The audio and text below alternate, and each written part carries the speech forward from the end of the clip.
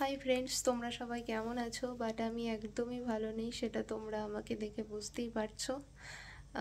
তো তোমরা অনেকেই কমেন্ট করছো যে দিদি তুমি কবে ব্লগ দেবে, কেন ব্লগ দিচ্ছ না, তুমি কি আর ব্লগ বানাবে না? তো ভাবলাম যে না, একটা ছোট করেই হোক একটা ভিডিও তোমাদের সাথে শেয়ার করি, যাতে তোমরাও জানতে পারো। আমার কালকে গাড়ি অ্যাক্সিডেন্ট হয়েছে, গোটা কপালটা এখান থেকে এতটা পুরো কেটে গেছে, এখানে একটুখানি মানে গর্ত মতো হয়ে গেছে, তো ওখানটা একটা স্টিচও পড়েছে।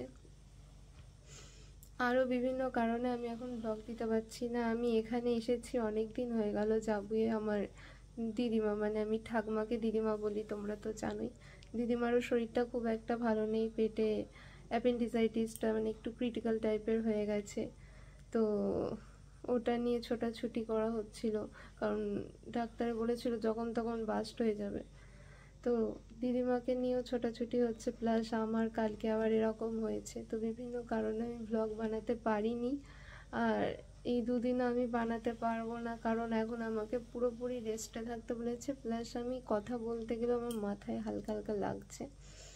তো তোমরা একটু মানে ম্যানেজ করে নিও, এই কদিন আমি ব্লগ দিতে পারবো না, তোমরা তো সবটাই বুঝতে পারছো। এটুকুই বলার ছিল তোমাদের।